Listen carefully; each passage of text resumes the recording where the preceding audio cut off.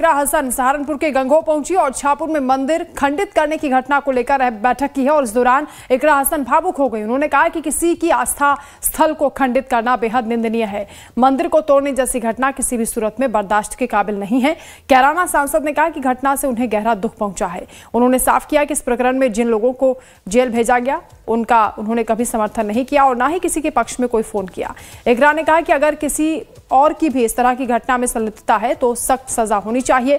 ग्रामीणों के सामने हाथ जोड़ते हुए इकरा ने कहा कि विरोध करने का अधिकार सबको है, लेकिन विरोध के दौरान धर्म, बिरादरी और महिलाओं के खिलाफ जिस तरह की भाषा का इस्तेमाल किया गया वो ठीक नहीं है। इकरा ने भावुक होकर कहा कि जिस तरह की गालियां दी जा रही हैं वो सिर्फ मुझे नहीं बल्कि इस क्षेत्र की हर महिला का अपमान है। मैंने कभी धर्म या बिरादरी की राजनीति नहीं की, हमेशा सबको साथ लगने की कोशिश की है और अगर किसी को मेरा काम पसंद नहीं आया तो 5 साल के बाद मुझे बदल सकते हैं, लेकिन क्या मैं आपके समाज की बेटी नहीं हूं। इकरा हसन ने कहा कि मैं दबकर राजनीति नहीं करूंगी।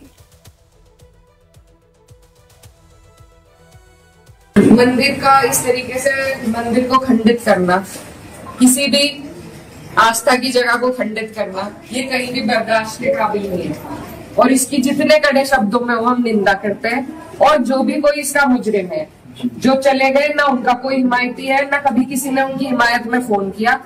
और भी कोई अगर आपको इसमें लगते हैं तो उनको भी कड़ी से कड़ी सजा मिलनी चाहिए। मेरी ये आप लोगों से बस इतनी विनती है कि यहाँ पर पूरा गांव है हमारा, हमारे पक्ष के लोग भी हैं, विपक्ष के लोग भी हैं। एक तरीका होता है आलोचना करने का, एक तरीका होता है विरोध करने का, और विरोध से किसी को आपत्ति नहीं है। लेकिन जिस तरीके की भाषा का उपयोग किया गया, जो चीजें कही गई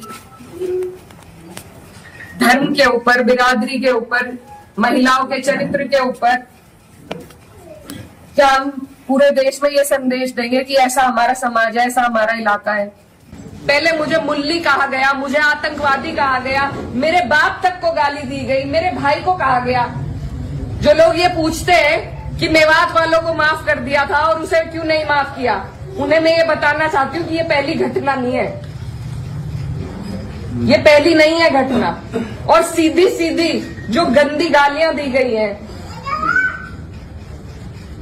वो सिर्फ मेरे नहीं लगी, मुझे नहीं फर्क पड़ता।